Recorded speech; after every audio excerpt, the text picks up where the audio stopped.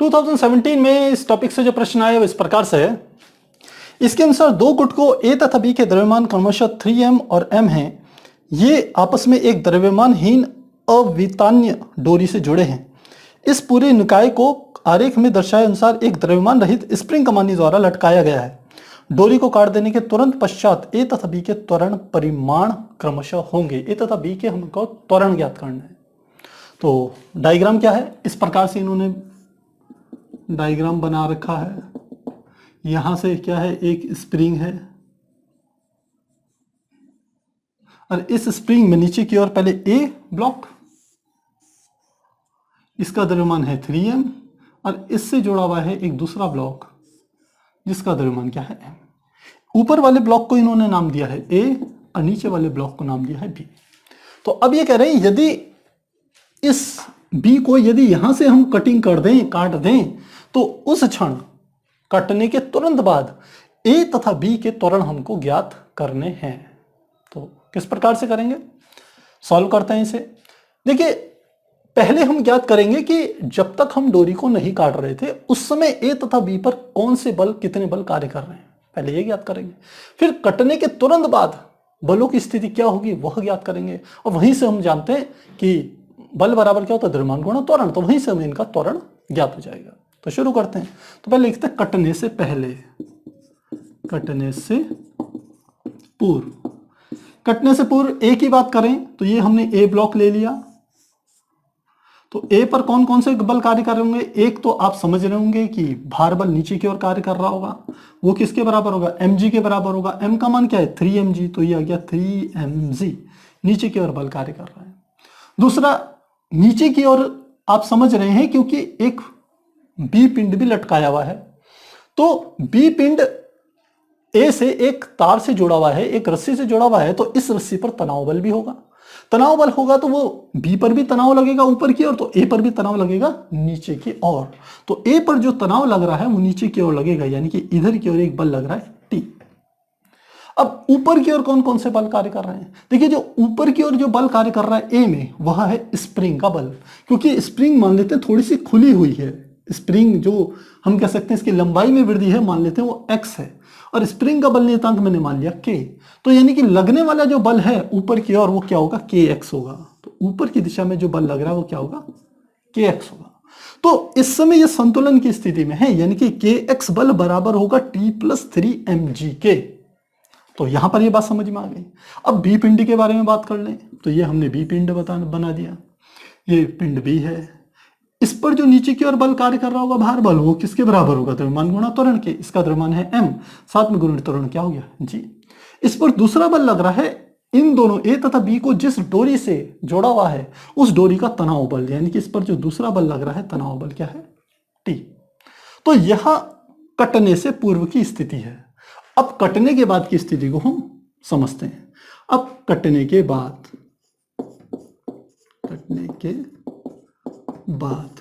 सबसे पहले हम b को कैलकुलेट कर लेते हैं। तो ये हमने कहा कौन सा पिंड है, b है। तो b पर एक बल लग रहा था नीचे की ओर, कौन सा बल, mg। ऊपर कौन सा बल लग रहा था, तनाव बल t। जैसे ही हम डोरी को काटेंगे तो डोरी का जो तनाव बल होगा वो क्या हो जाएगा, शून्य हो जाएगा। यानी कि अब इस पर ऊपर की ओर कोई बल कार्य नहीं करेगा। अब ये जो पिंड होगा ये ए त्वरण से मान लेते हैं नीचे की ओर गति कर रही है, तो इसका अर्थ है इस पर जो लगने वाला बल का मान होगा वो किसके बराबर होगा, ma के बराबर होगा। तो इसलिए कटने के बाद इस पर जो बल लगेगा वो हो जाएगा ma। ये ए बी पिंड है तो इसलिए ए बी लिख रहे हैं, ये बराबर किसके होगा, केवल एक ही बल कार्य कर रहा है mg, इसके बराबर होगा। तो m से m कट गया, यानी कि ए बी पिंड पर लगने वाला जो त्वरण है वो किसके बराबर है, g के बराबर होगा। तो ये बात हमें समझ में आ गई। अब हम चलते हैं, ये तो बी पिंड की बात थी, अब ए पिंड पे चलते हैं। ये ए पिंड जिसका द्रव्यमान क्या था, 3m था। पिंड कौन सा था, a। अब इस पर कौन कौन से बल कार्य कर रहे थे, देखिए एक तो इस पर बल कार्य कर रहा था तो 3mg, तो ये बल तो नीचे की ओर कार्य करेगा 3mg। एक ऊपर की ओर जो बल कार्य कर रहा था ये हमारा था kx बल, कौन सा बल था, kx बल कार्य कर रहा था। अब इसकी गति को समझिए आप, मेन बात इसकी गति है। जब हम इस रस्सी को यहां से काटेंगे तो इस वाले पिंड पर जो पहले तनाव बल T कार्य कर रहा था वो काम नहीं करेगा। जब तनाव बल काम नहीं कर रहा था तो आप जानते हैं कटने से पहले यह दोनों क्या थे, संतुलित थे। संतुलित थे इसका मतलब है के एक्स बराबर था T प्लस 3mg के, 3mg के बराबर था। यदि मैं T को यहां से हटा दूं, जैसी रस्सी कटेगी यहां से तो तनाव बल क्या हो जाएगा, शून्य हो जाएगा, ये कट गई। तो अब kx का मान ज्यादा हो जाएगा 3mg से। तो kx किधर की ओर लग रहा है, ऊपर की तरफ। तो इसका अर्थ है कि ये जो हमारा ए पिंड है ये कहां जाएगा, ऊपर की ओर जाएगा। और इस पे कौन सा बल लग रहा है, स्प्रिंग का द्वारा जो बल नियतांक होता है वो वाला बल इस पे काम कर रहा है, स्प्रिंग का बल लग रहा है। तो इसका अर्थ है कि kx का मान ज्यादा होगा किससे, 3mg से। यानी कि इसके लिए लिख सकते हैं kx माइनस 3mg। और मान लेते हैं ये पिंड ऊपर की ओर गति कर रहा है, कितने त्वरण से, a है तो m a त्वरण से। तो यानी कि लगने वाला इसका कुल बल क्या हो जाएगा, m इंटू स्मॉल a। इसको ऐसे लिख सकते हैं। तो m इंटू a बराबर kx माइनस 3mg के बराबर होगा। तो अब हमें किसकी वैल्यू निकालनी है, हमें तो a की वैल्यू निकालनी है। तो हम क्या लिख सकते हैं, हम लिख ये जगह MAA। देखिए हमें kx का मान निकालना है। और यहाँ एक बात और ध्यान देने की है, यहाँ पर जो इस पिंड का द्रव्यमान था 3m था, तो यहाँ पर 3 से हम और मल्टीप्लाई कर देंगे। तो 3MA बराबर kx की वैल्यू हमको यहाँ पर रखनी है। तो kx की वैल्यू यहाँ पर इधर की ओर चल के तब निकालते हैं। सबसे पहले हम इस वाले उसमें देखें तो आप देख रहे हैं जो t है वो किसके बराबर है, mg के बराबर है। इस वाली स्थिति में t बराबर mg, क्योंकि ये भी संतुलन की स्थिति थी ना कटने से पूर्व। तो t बराबर किसके, mg के। यदि t का ये मान यहां पर रख लिया जाए तो kx का मान हमें मिल जाएगा। तो t का मान किसके हो गया, mg प्लस ये क्या है, 3mg। इसका अर्थ है जो kx का मान किसके बराबर होगा, 4mg के बराबर होगा। तो kx का यह मान 4mg यहां पर रखेंगे तो kx बराबर क्या आ गया, 4mg माइनस 3mg। तो कितना आ जाएगा, ये आ गया mg, ये हो गया 3m इंटू a। m से m कट गया, यानी कि a पर जो त्वरण होगा वो g/3 के बराबर होगा। तो अब प्रश्न में देखें हमें क्या कह रहा था, ये कह रहा था काट देने के तुरंत पश्चात a और b के त्वरण परिमाण होंगे। पहले a का त्वरण बताना है फिर b का। तो a का त्वरण क्या है, g/3 और b का त्वरण क्या है, ab। ये किसका है, g का त्वरण हमारे को दिया है, अभी हमने कैलकुलेट करा था g के बराबर, ये g के बराबर। तो कौन सा आंसर सही होगा, g/3, g, यानी कि जो b ऑप्शन होगा वो बिल्कुल सही होगा। पहले आपको a का त्वरण लिखना है फिर b का त्वरण लिखना है, तो इस हिसाब से यह वाला आंसर बिल्कुल परफेक्ट होगा। आप कंफ्यूज मत होइएगा फर्स्ट पोर्शन में, इस बात को ध्यान दीजिएगा। तो इस प्रकार से हम इस प्रश्न को हल कर सकते हैं।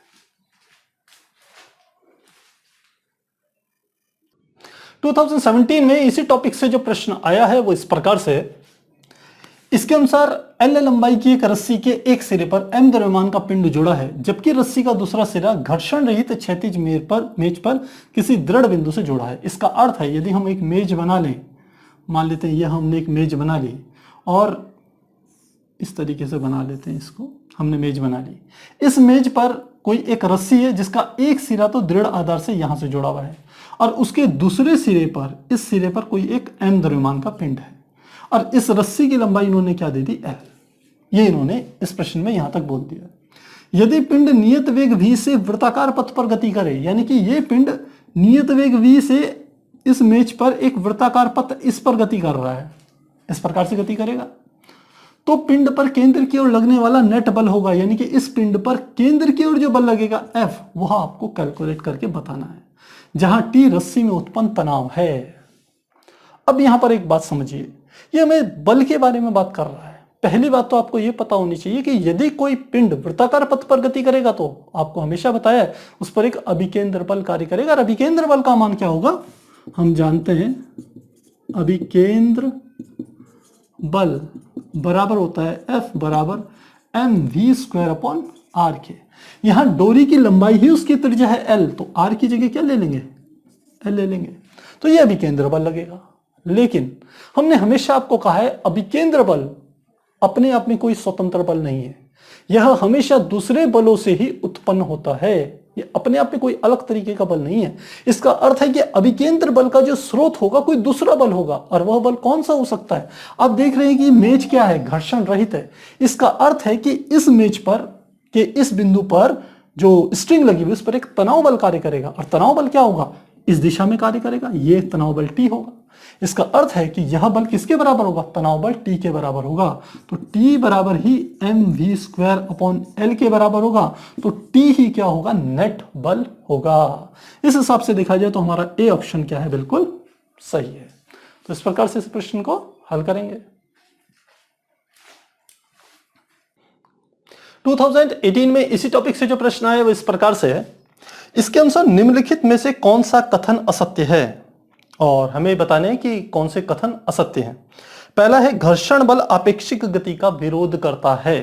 तो क्या कहा है इसने पहले ऑप्शन में कि घर्षण बल आपेक्षिक गति का विरोध करता है, आपेक्षिक गति का विरोध करता है, विरोध करता है। बिल्कुल सही बात है। हम जानते हैं घर्षण की परिभाषा यह है कि दो पृष्ठों के बीच में लगने वाला वह बल जो कि पृष्ठों के बीच अपेक्षिक गति का विरोध करता है उसे हम क्या कहते हैं? घर्षण बल कहते हैं। इसका मतलब यह ऑप्शन क्या है? सही। और हमें क्या बताना है? इनमें से कौन सा ऑप्शन क्या है? गलत है, जो असत्य है। बी पार्ट में देखें, स्थैतिक घर्षण का सीमांत मान अभिलंबित प्रतिक्रिया के अनुक्रमानुपाती होता है। स्थैतिक घर्षण को हम रिप्रेजेंट करते हैं एफएस, यानी कि एफ यानी कि फोर्स, जो कि हम कह सकते हैं स्थैतिक घर्षण बल है। वो अनुक्रमानुपाती होता है किसके? अभिलंबित प्रतिक्रिया यानी कि एन के। यह भी बात बिल्कुल सही है। तभी आपने देखा होगा कि वस्तुओं को खिसकाने के लिए जैसे जैसे वस्तुओं का द्रव्यमान बढ़ता चले जाता है वैसे वैसे उन वस्तुओं को बल लगा करके खिसकाने के लिए ज्यादा बल की आवश्यकता होती है, क्योंकि उनका अभिलंबित प्रतिक्रिया यानी कि एन का मान ज्यादा होता है, तो उनका घर्षण बल भी उसी अनुपात में बढ़ता है। इसका अर्थ है कि यह ऑप्शन भी, सेकंड ऑप्शन भी बिल्कुल सही है। थर्ड ऑप्शन में देखें, लोटनिक घर्षण सर्पी घर्षण से कम होता है। थर्ड में है लोटनिक घर्षण, लोटनिक घर्षण ये कम होता है किससे? सर्पी घर्षण से। लोटनिक घर्षण मतलब जब कोई वस्तु घूम करके चलती है, रोलिंग चलती है, जैसे पहिया होता है, तो पहिया जब चलता है तो आपने देखा होगा पहिए का एक छोटा सा हिस्सा, केवल इतना सा हिस्सा ही जमीन के संपर्क में आता है। जबकि यदि वस्तुओं को खींच करके ले जाया जाए, इस प्रकार से यदि किसी वस्तु को खींच करके ले जाएं तो क्या होगा? उसका ज्यादा सरफेस यहां पर टच करता है। तो हम कह सकते हैं कि जो लोटनिक घर्षण का मान होता है वह क्या होता है? सर्पी घर्षण से कम होता है। इसीलिए आप जानते हो कि जो हमारी हिस्ट्री है उसमें जो सबसे बड़ी इन्वेंशन मानी जाती है वो पहिए का आविष्कार को काफी महत्व दिया जाता है, क्योंकि उसके कारण ही भारी भारी वस्तुओं को एक स्थान से दूसरे स्थान तक ले जाना इतना आसान हो गया था। तो यह ऑप्शन भी बिल्कुल सही है कि लोटनिक घर्षण का मान सर्पी घर्षण से कम होता है। ऑप्शन डी देखें, सर्पी घर्षण गुणांक की विमा लंबाई की विमा के समान होती है। सर्पी घर्षण गुणांक की विमा, सर्पी घर्षण गुणांक की यदि मैं बात करूं तो सर्पी घर्षण गुणांक को मान लेते हैं, मैं प्रश्न में कह रहा है सर्पी घर्षण गुणांक की विमा लंबाई की विमा के समान होती है। तो सर्पी घर्षण गुणांक को हम म्यू एस से रिप्रेजेंट करते हैं, और इसकी ये कह रहे हैं इसकी विमा किसके बराबर होगी? लंबाई की विमा एल के बराबर होगी। ये कह रहा है किस ऑप्शन में? फोर्थ ऑप्शन में। तो हम जानते हैं जो घर्षण गुणांक होता है, यहां पर हमने देखा ये एफएस जो होता है अनुक्रमानुपाती होता है एन के, और जब अनुक्रमानुपाती का निशान हटाया जाता है तो यहीं पर हमारा आ जाता है एफएस बराबर म्यू एस इंटू एन के। तो ये म्यू एस की हमको क्या पूछ रहा है? विमा पूछ रहा है। तो क्या आ जाएगा? Mu s is equal to, ये एन इसके नीचे चले जाएगा, यानी कि एफ एस अपॉन एन के बराबर आ जाएगा। एफ का मात्रा भी क्या होता है? न्यूटन, और जो हमारा प्रतिक्रिया बल होता है इसका भी मात्रा क्या होता है? न्यूटन।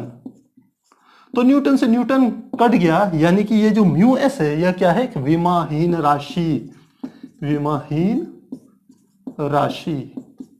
इसका अर्थ है कि जो फोर्थ ऑप्शन है यही गलत है, बाकी तीनों की तीनों ऑप्शंस क्या है? बिल्कुल सही है।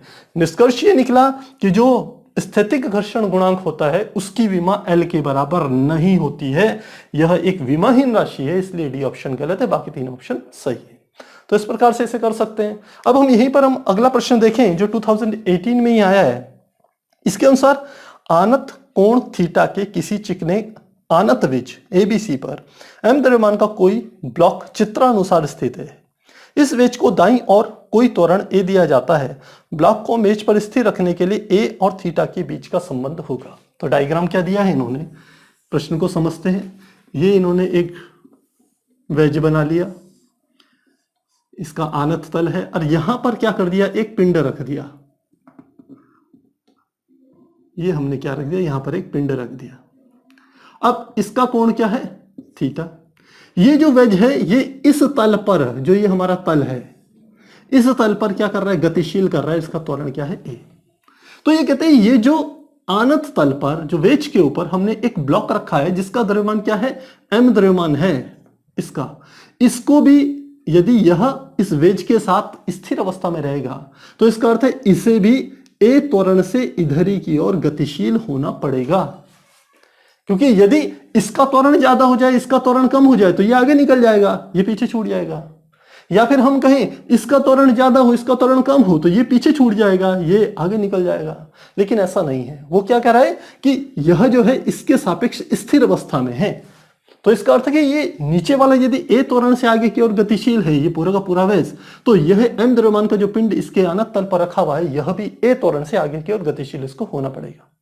तो अब देखिए इस पर लगने वाले बल कौन कौन से होंगे। हम जानते हैं इस पर जो लगने वाले बल होंगे उनको इस प्रकार से बनाया जा सकता है। एक बल लगता है इस पर, m द्रव्यमान का जो भार बल कहते हैं वो होता है mg के बराबर, और एक इस पिंड पर लगेगा प्रतिक्रिया बल। प्रतिक्रिया बल यानी कि ऊपर की दिशा में लगेगा, जिसे हम n से रिप्रेजेंट करेंगे। अभी तक के हम जितने भी क्वेश्चंस करते थे उन सब में mg के दो घटक करते थे, एक होता था mg sin थीटा, एक होता था mg cos थीटा। लेकिन यहां पर हम वो नहीं कर रहे हैं। क्यों नहीं कर रहे हैं, इसका कारण है क्योंकि यह इसके यदि mg के दो घटक करेंगे तो एक घटक तो इस दिशा में चलेगा और एक घटक इस वाली दिशा में आएगा। मुझे लग रहा है आपको समझ में आ रहा होगा। तो जो पीछे वाला घटक होगा वो हमको नहीं चाहिए। तो हमने कहा इसलिए नहीं चाहिए क्योंकि ये वस्तु और ये पूरा का पूरा पिंड कहां गति कर रहा है, इधर की ओर, आगे की ओर गति कर रहा है। तो हम क्या करेंगे, इस n के दो घटक कर रहे हैं तो n के दो घटक किस प्रकार से करेंगे, हम यहां पर एक ऐसी रेखा खींच दें और एक ऐसी रेखा खींच दी, दो रेखाएं खींच दी। अब यदि यह कोण थीटा है तो आप समझ सकते हैं यह वाला कोण भी क्या होगा, थीटा होगा। यदि ये थीटा होगा तो n का यह वाला जो घटक होगा, इसके मैं दो घटक कर रहा हूं, ये वाला जो घटक है ये हमारा हो जाएगा n cos थीटा, और इस दिशा में जो n का घटक होगा वो होगा n sin थीटा।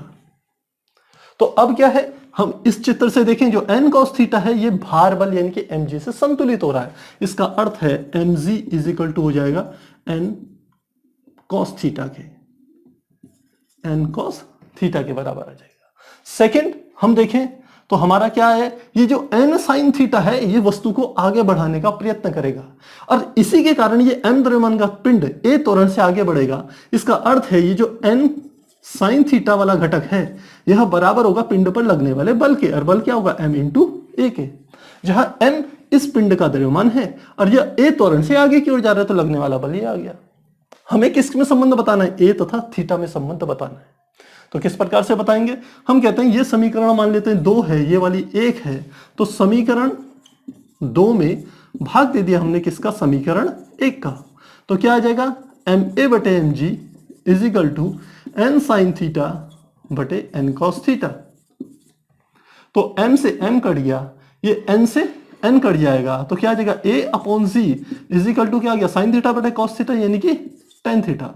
तो क्या आ गया, a is equal to g tan theta.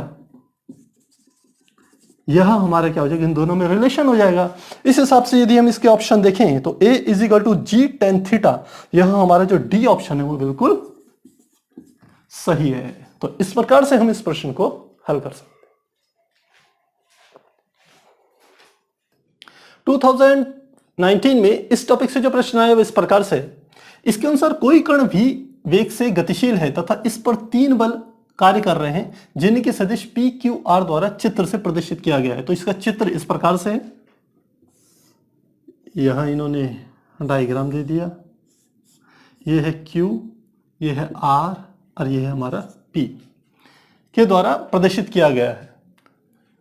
कण का वेग अब इन्होंने 4 ऑप्शन दे दिए, बढ़ेगा, घटेगा, नियत रहेगा, या न्यूनतम बल क्यू आर द्वारा के अनुसार बदलेगा। तो देखिए यहां 3 ये जो हमारे पास सदिश हैं, एक है क्यू आर, ये इस प्रकार से है, ये 3 सदिश दे दिए, एक है क्यू आर, एक है आर पी और एक है पी क्यू। ये 3 हमारे को जो सदिश दिए हैं, ये किसके डायरेक्शंस दिए, ये बलों की दिशा हमारे को दे रखी है, बलों 3 बल दे रखे हैं।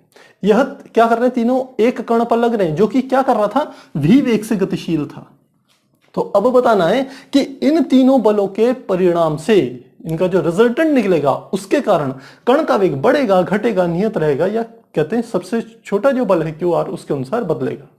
तो किस प्रकार से करेंगे, यहां पर हम यूज करेंगे जो हमारा सदिश के योग की त्रिभुज विधि थी, उसको देखते हैं। सदिश के योग की त्रिभुज विधि क्या कहती है, ये मैंने एक त्रिभुज बनाया, ये पहला बल हमने क्या लिया, क्यू आर था, या तो क्यू आर ले लिया, और दूसरा बल हमारा क्या आ गया, आर, ये वाला पॉइंट क्या है, पी। तो हमें नियम ये पता है कि यदि किसी त्रिभुज की 2 क्रमागत भुजाओं से 2 बल प्रतिष्ठित हों, तो उन दोनों का जो परिणामी होगा वो तीसरी भुजा से विपरीत दिशा द्वारा प्रदर्शित किया जाएगा।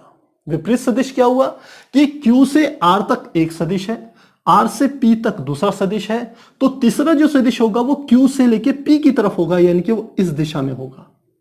और यह हमारा क्या होगा, परिणामी होगा, रिजल्टेंट होगा, ये किसके बराबर होगा, QR प्लस RP, इसके बराबर होगा। यह हमारा क्या होगा, परिणामी सदिश हो गया। तो इसका अर्थ है कि ये परिणामी सदिश जो R है वो किसके बराबर है, ये QP के बराबर है, यानी कि हम लिख सकते हैं यहां QR, यही वाली चीज लिख रहे हैं, QR प्लस RP, यानी कि यह बराबर किसके हो जाएगा, QP के बराबर हो जाएगा, QP के बराबर हो जाएगा। तो यह हमारे सदिशों के योग की त्रिभुज विधि से हमको पता चल गया, ये इस प्रकार है। अब कण पर जो 3 बल कार्य कर रहे थे कौन कौन से थे, एक था QR, दूसरा RP और तीसरा था PQ। तो नेट बल क्या हो जाएगा, हम लिखेंगे F नेट। नेट बल जो कण पर कार्य करेगा, पहला हमारा बल क्या हो गया, जैसे हम कहते हैं सदिश QR, ये बल है, दूसरा है RP, और तीसरा हमारा क्या है, P से लेके Q तक, क्योंकि क्रम से चल रहे हैं, देखिए तो ये क्या आ जाएगा, PQ, इसके बराबर है। तो ये F नेट बल आ गया। अब हम इसको थोड़ा सिंप्लीफाई करें, आप देखिए ये QR प्लस RP, ये QR प्लस RP यह किसके बराबर है, ये तो QP के बराबर है।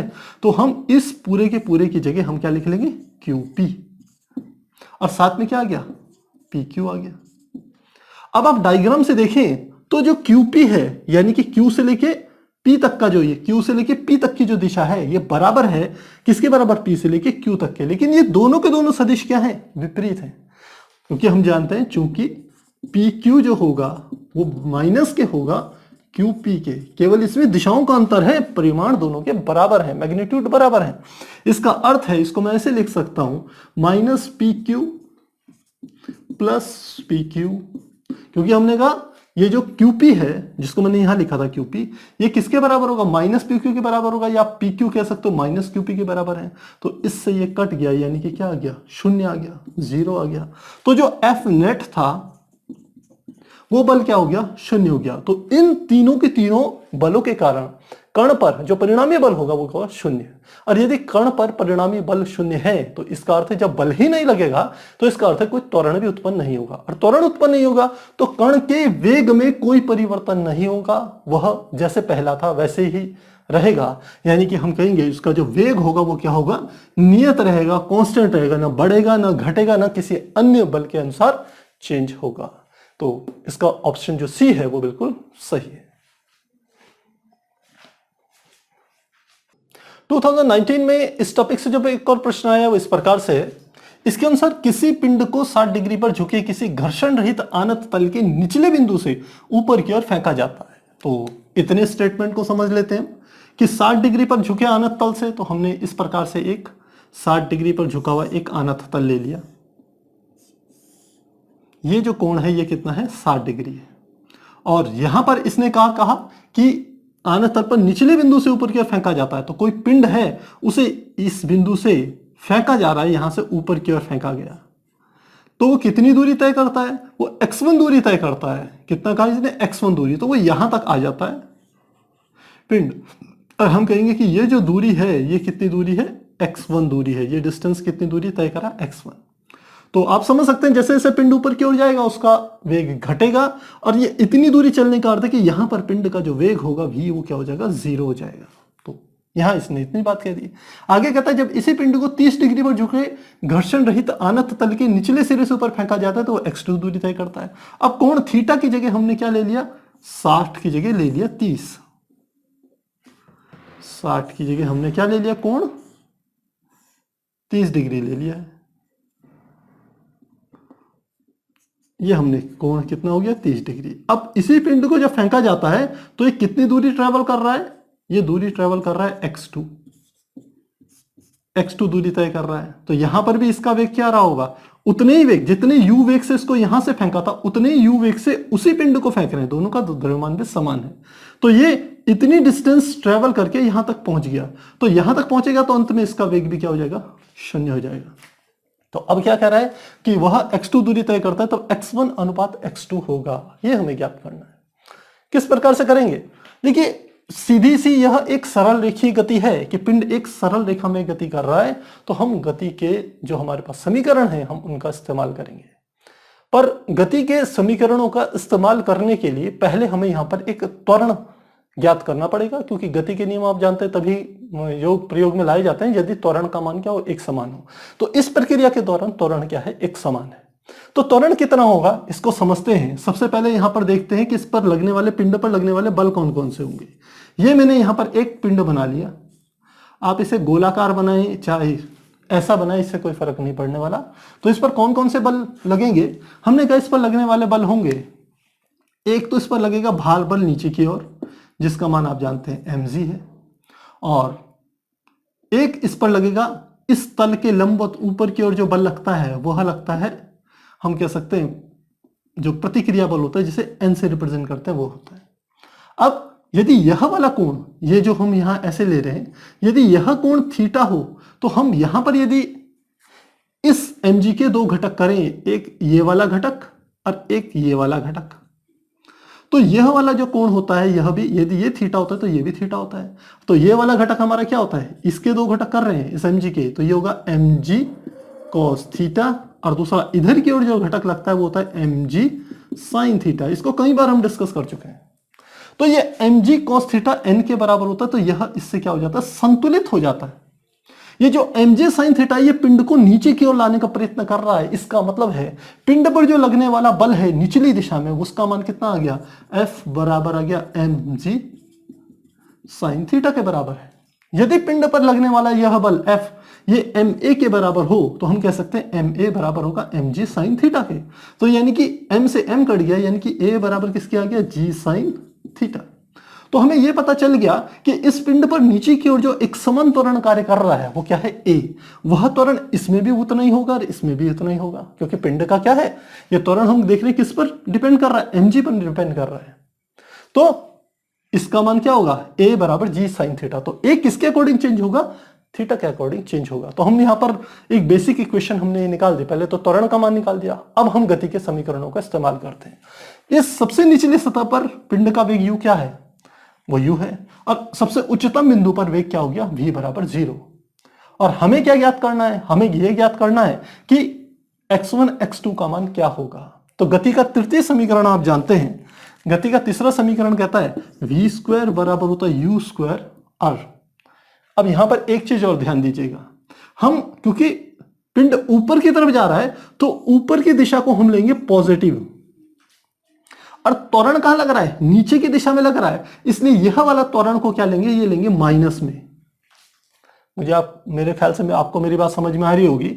यदि हम ऊपर की दिशा को धनात्मक लेंगे तो त्वरण नीचे की दिशा में लगा रहा है, क्योंकि वह गति का विरोध कर रहा है, इसलिए वो क्या होगा, मंदन होगा, उसको माइनस के साथ प्रयोग करेंगे। तो गति का समीकरण क्या आ जाएगा, v स्क्वायर बराबर u स्क्वायर माइनस 2, साथ में हम लिख लेंगे g, और डिस्टेंस कितनी आ गई 2g, h ले लेते हैं, मान लेते हैं। तो h बराबर हमारी कितनी आ जाएगी, या 2g s ले लेते हैं। तो क्या आ जाएगा, हमें तो s की वैल्यू निकालनी है क्योंकि उन्हीं का रेशियो में ज्ञात करना है। तो ये आ जाएगा v square minus u square बराबर -2g की जगह क्या आ जाएगा, ये g भी नहीं लेना, यहां पर हमने क्या लेना है a, तो 2a s के बराबर आ जाएगा। यानी कि हम क्या लिख सकते हैं s बराबर यहाँ पे u स्क्वायर v स्क्वायर, ये u स्क्वायर इधर आया तो ये आ जाएगा v square minus u square बटे कितना आ जाएगा -2a। यानी कि यहां से हमारा निकल गया s बराबर, इसको पलट देंगे u square minus v square, minus के साथ मैंने इसे पलट दिया, नीचे क्या आ गया 2a।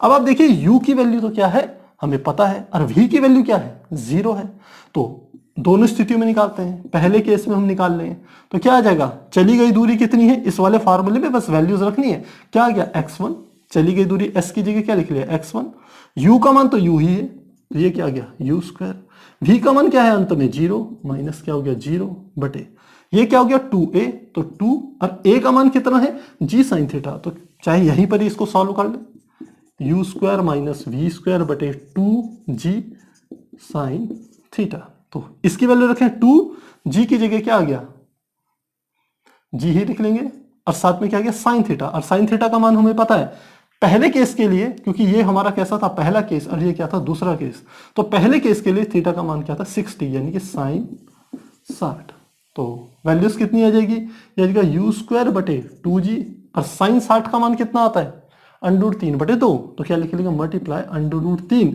और बटे 2 ऊपर की ओर चले जाएगा मल्टीप्लाई 2, इतना आ गया। ये किसका मान आ गया x1 का मान आ गया।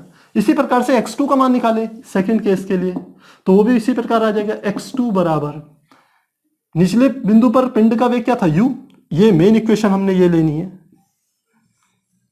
इस पे वैल्यूज रखनी है, निचले वाले बिंदु पर वेग क्या था u, तो u स्क्वायर आ जाएगा माइनस v स्क्वायर की वैल्यू तो क्या है 0 बटे नीचे क्या आ जाएगा 2g, तो लिख लिया 2g, और अब की बार साइन थीटा है, साइन थीटा यहां पर तो 60 था, दूसरे के लिए क्या है 30, तो क्या लिख लेंगे साइन 30, तो क्या आ जाएगा x2 की वैल्यू क्या निकल के आ जाएगी u स्क्वायर बटे 2g, और साइन 30 का मान होता है 1/2, यानी कि 2 कहां चले जाएगा ऊपर चले जाएगा, तो 2/1 आ गया, ऐसे लिख लिया।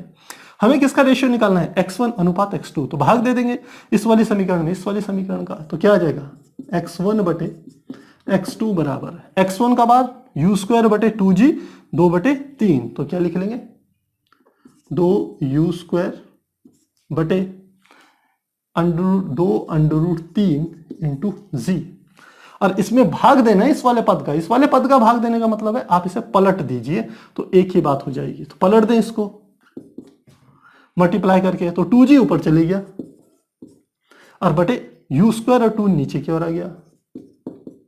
मुझे लग रहा है ये बात समझ में आ रही होगी आपको, जब x1 में x2 का भाग देंगे तो हम क्या कर रहे हैं x2 को पलट करके मल्टीप्लाई में ले आ रहे हैं, तो देखिए अब 2g से 2g कट गया, इस वाले u स्क्वायर से ये वाला u स्क्वायर कट गया, इस वाले 2 से ये 2 कट गया, तो क्या बच गया 1/√3, क्या आ गया 1/√3, तो इसका अर्थ हुआ कि x1 रेशियो x2 का जो मान हो गया वो क्या हो गया 1:√3 के बराबर होगा, तो कितना आ गया देखिए 1:√3, यानी कि ऑप्शन सी क्या है बिल्कुल सही है। तो इस प्रकार से हम इस प्रश्न को हल करेंगे।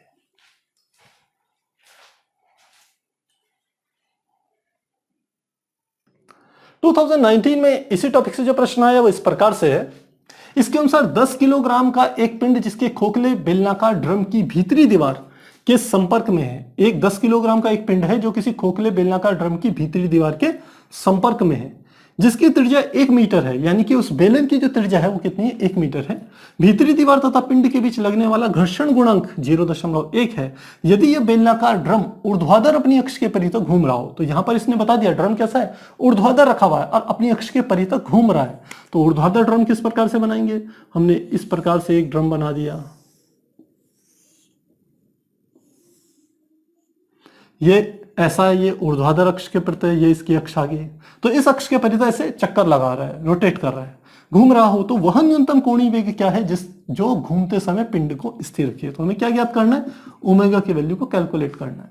साथ ही स्टार्टिंग से चले तो 10 किलोग्राम का एक पिंड, तो इन्होंने कहा है कि इस बेलन की भीतरी दीवार पर जो एक पिंड है वो कितने किलोग्राम का है 10 किलोग्राम का है, तो ये भीतरी दीवार पर हमने यहां पर एक पिंड बना दिया, इस पिंड का द्रव्यमान हमको कितना दे दिया m बराबर 10 किलोग्राम, पहली बात ये दे दी।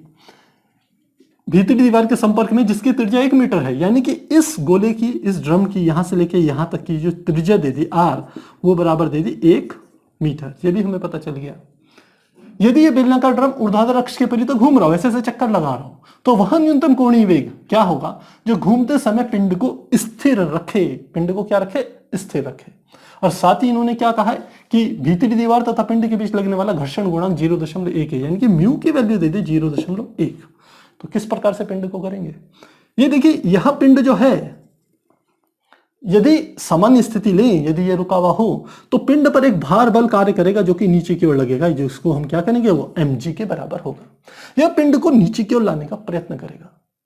लेकिन जब ये पिंड नीचे की ओर आने का प्रयत्न करेगा तो ये जो दीवार होगी, बेलन की दीवार, वह क्या लगाएगी? इस पिंड पर घर्षण बल लगाएगी, क्योंकि दोनों के बीच अपेक्षित गति होगी। और घर्षण बल की दिशा किधर की ओर लगेगी? ऊपर की तरफ लगेगी। ऐसा घर्षण बल ऊपर की ओर लगेगा। तो यदि हम चाहते हैं कि यह पिंड नीचे न जाए तो F का मान बराबर होना चाहिए mg के। पहली बात तो हमें यह समझ में आ गई, F का मान किसके बराबर होगा? mg के। और F क्या है? घर्षण बल। घर्षण बल किसके बराबर होता है? घर्षण बल होता है अभिलंबत प्रतिक्रिया और साथ में जो घर्षण गुणांक होता है, यानी कि F बराबर हम जानते हैं म्यू इंटू एन। तो n कहां से आएगा? देखिए, यह पिंड है, यह पिंड क्योंकि इस बेलन की दीवार से चिपका हुआ है, तो बेलन की दीवार इस पर क्या लगाएगी? अभिलंबवत प्रतिक्रिया उत्पन्न करेगी, जिसे हम n से रिप्रेजेंट करेंगे, जो कि केंद्र की तरफ होगी। तो घर्षण बल बराबर क्या होगा? म्यू इंटू एन के बराबर होगा। यह बात हमें समझ में आ गई। अब ये कह रहा है कोणीय वेग, यानी कि जब पिंड घूमना शुरू करेगा, जब पिंड घूमेगा तो क्या होगा? इस तरीके से दिखा देते हैं हम यहां पर। एक इस प्रकार से वृत्ताकार पथ पर घूमेगा। जब पिंड इस प्रकार से वृत्ताकार पथ पर घूमेगा तो पिंड पर एक अभिकेंद्र बल कार्य करेगा। और अभिकेंद्र बल का मान क्या होगा? ये जो अभिलंबित प्रतिक्रिया n अंदर की तरफ, केंद्र की तरफ लग रही है, यही आवश्यक अभिकेंद्र बल इसे प्रदान करेगी। तो क्या आ जाएगा? जो अभिकेंद्र बल का मान होगा, यानी कि जिसे हम कहेंगे mv²/r, mv²/r, वो किसके बराबर होगा? n के बराबर होगा। लेकिन हमें ये v तो क्या होता है? रेखीय वेग। हमें क्या चाहिए? कोणीय वेग। तो अभिलंबत जो अभिकेंद्र बल होता है उसे कोणीय वेग के पदों में व्यक्त करें तो वह हमारा सूत्र होता है mr²। क्या होता है? mr²। यह हमारा आ गया। इसको मान लेते हैं यह है समीकरण 1। ठीक, इन दोनों इक्वेशन से हम किसकी वैल्यू निकाल सकते हैं? mg को म्यू n के बराबर लिख सकते हैं। तो क्या लिखेंगे? mg बराबर किसकी होगा? म्यू n के बराबर होगा। तो ये वाली हमारी क्या होगी? समीकरण 2। हम समीकरण, हमें किसकी वैल्यू चाहिए? ओमेगा²। तो समीकरण 1 में समीकरण 2 का भाग दे देते हैं। भाग दीजिए, क्या आ गया? mr²। इसका बायां पक्ष क्या आ गया? mg बराबर, और इसका दायां पक्ष क्या आ गया? n, और इसका दायां पक्ष क्या आ गया? म्यू इंटू एन के बराबर। तो देखिए, n से तो n कट गया, इस m से m कट गया, तो हमारे पास क्या आ गया? m ω²/g बराबर 1/म्यू। तो ω² बराबर क्या हो जाएगा? म्यू तो यहां पर नीचे है, ये जो r है वो नीचे चले जाएगा, और g कहां चले जाएगा? ऊपर चले जाएगा। इस प्रकार से आ जाएगा। ये ω² का मान इतना है तो ओमेगा बराबर क्या आ जाएगा? इसका मान √ में आ जाएगा। अब ये सब वैल्यूज हमारे को दे रखी है प्रश्न में, तो देखिए वैल्यूज रखते हैं तो क्या आ गया? ओमेगा = g की वैल्यू कितनी है? 10, ये हमें प्रश्न में दी है। r यानी कि त्रिज्या का मान कितना है? 1 मीटर, और म्यू का मान कितना है? 0.1। तो लिखेंगे 1 गुणा 0.1, दशमलव हटाया, 0 बढ़ा दिया, तो नीचे 1 गुणा 1 तो 1 आ गया, ऊपर आया क्या? √100। तो √100 का मान वो 10 का वर्ग होता है, तो सीधे क्या आ गया? 10। तो W का मान क्या आ गया? 10 रेडियन पर सेकेंड के बराबर होगा। इस हिसाब से हम देखें तो हमारा कौन सा ऑप्शन सही है? हमारा जो सी ऑप्शन है वो बिल्कुल सही है, 10 रेडियन पर सेकेंड। तो यदि वह बेलन 10 रेडियन पर सेकेंड के, हम कह सकते हैं, कोणीय वेग से घूर्णन करेगा तो पिंड अपनी जगह पर ही चिपका रहेगा और वो नीचे नहीं गिरेगा।